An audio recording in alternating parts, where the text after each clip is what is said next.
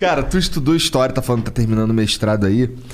E esse lance das religiões africanas, que assim, você é uma pessoa preta, que é cristã, né? Mas que tem ciência de como é que foi o lance da supressão da religião dos caras aqui e tal. Tu chegou a mencionar que a religião dos caras era demonizada, etc. Qual que é a tua visão com essa... em relação a religiões africanas, já que a gente está falando de pessoas pretas? Que legal. Então, eu não posso falar das religiões africanas sem me lembrar de um cristianismo colonizador. Sim. Que é oficial. Que é a religião oficial da coroa, né, do século XVI. Essa religião oficial da coroa, ela vai demonizar qualquer outra espiritualidade ou expressão religiosa que não seja que esteja em linha com o cristianismo, porque o cristianismo vai ser esse agente que vai legitimar a coroa em nome de Deus. Então o rei está abaixo do governo da igreja, que abençoa a dominação de seres humanos. Está aí. O problema está aí. Quando eu parto para falar das religiões de matriz africana, eu preciso entender que existem experiências indígenas que foram também massacradas na colonização. E por quê? Porque não eram cristãs. E por não serem cristãs, eram demonizadas. As religiões de matriz africanas, elas são demonizadas por não serem também um recorte do cristianismo, um braço do cristianismo.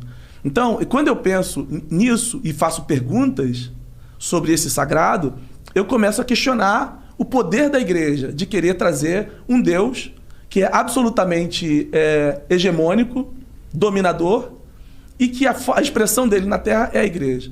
Então, qualquer experiência que seja fora disso aí é coisa do demônio. Daí que vem esse olhar para as experiências religiosas africanas e afrodiaspórica e atribuir a essas expressões, porque o demônio é o Exu. O diabo é o não sei o que, é o tranca-rua.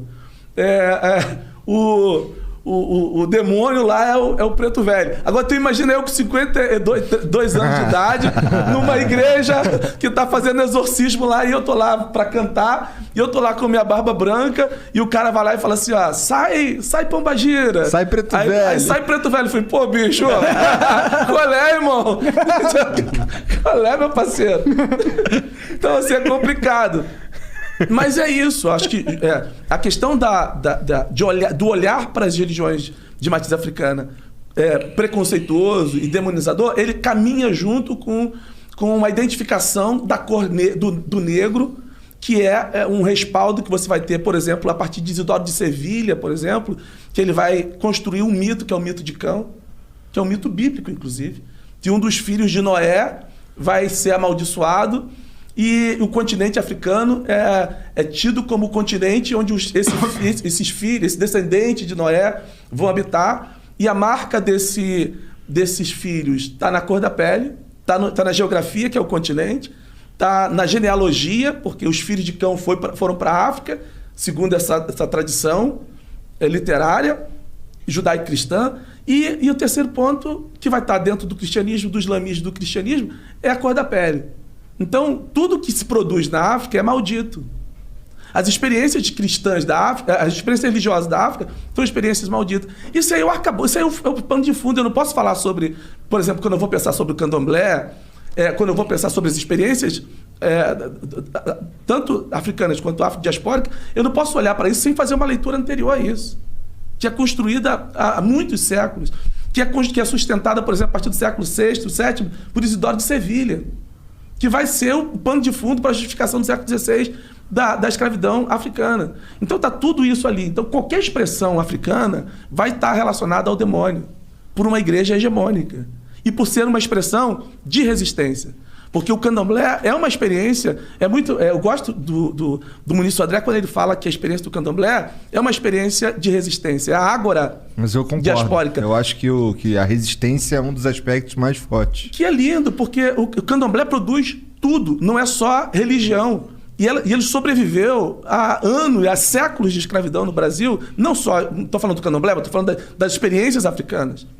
porque tem outras experiências africanas anteriores ao candomblé no Brasil. Mas, enfim, vão ser experiências que vão resistir à coroa, que vão resistir aos colonizadores, que vão resistir ao cristianismo católico e, a partir da República, ao cristianismo laico também, que está sempre sendo oprimido, mas sempre resiste.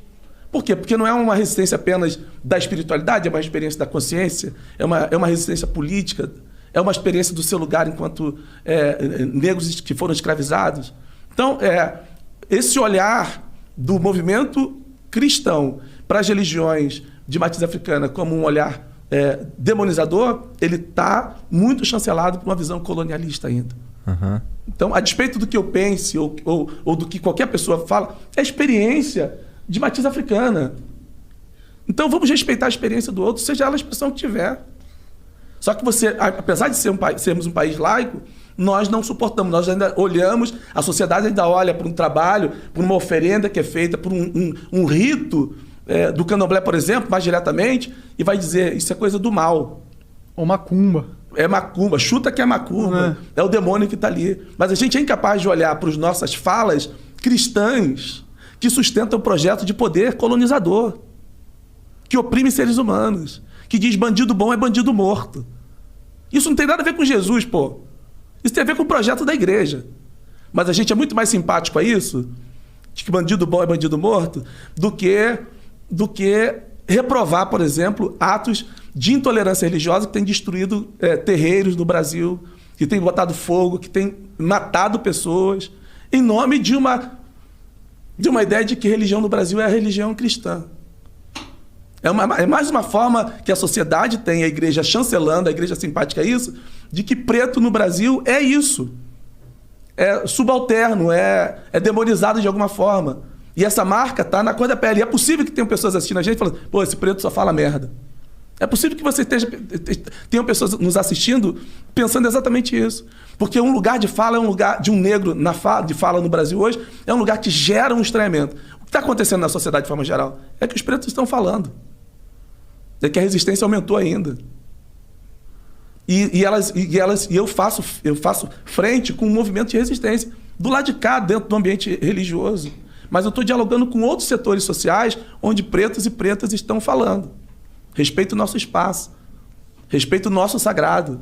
Que não tem que ter expressão. Porque eu, dentro de um ambiente tradicional, religioso, eu já fui perguntado o seguinte, você é muito bom, mas você fica muito suado na reunião. Será que você pode suar menos? Ué? É um cristianismo elitista. Eu falei assim, cara, eu não consigo fazer isso, irmão. E quem falou isso para mim foi um pastor. Então, eu vou viver isso aí dentro da minha experiência religiosa. E as religiões de matriz africana vivem isso aí. As pessoas não querem saber o que acontece lá. É do demônio.